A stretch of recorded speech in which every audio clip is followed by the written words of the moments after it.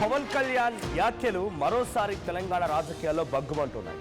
పవన్ కళ్యాణ్ మాట్లాడిన మాటలతో తెలంగాణలోని పార్టీలకు అతీతంగా రాజకీయ నాయకులు రెస్పాండ్ అవుతున్నారు. ఏకంగా తెలంగాణలో అడుగు పెట్టనివ్వమంటున్నారు పవన్ కళ్యాణ్ని. సో తెలంగాణకు పవన్ కళ్యాణ్ క్షమాపణ చెప్పాలని చెప్పి ప్రస్తుతం ఎమ్మెల్సీ వెంకట్ బల్మూర్ కూడా రియాక్ట్ అయ్యారు.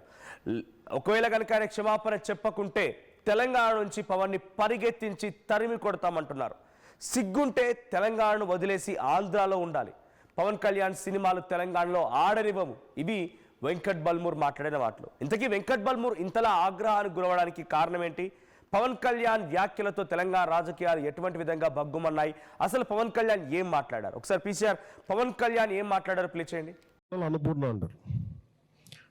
రాష్ట్రం విడిపోవడానికి కూడా కారణం గోదావరి జిల్లాలో పచ్చదనమే. ఆ శాపం తగిలేసినట్టుంది.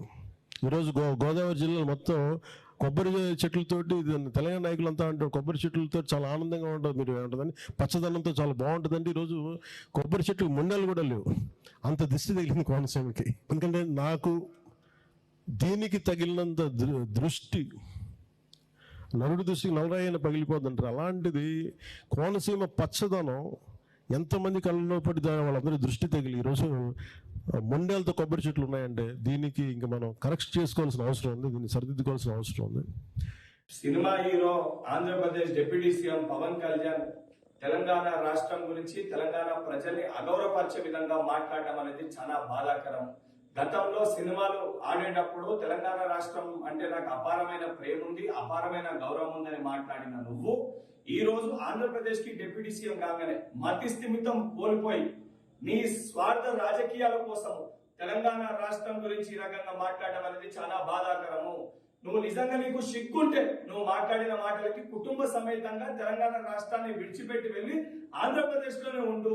నువ్వు కనీసం సోయి లేకుండా తెలంగాణ ప్రజలు అత్యధిక నీ సినిమాలు చూసి నిన్ను గౌరవిస్తుంటే బలుపుతోటి ఈరోజు తెలంగాణ రాష్ట్రం గురించి ఈ రకంగా మాట్లాడడం అనేది చాలా దురదృష్టవశాతము.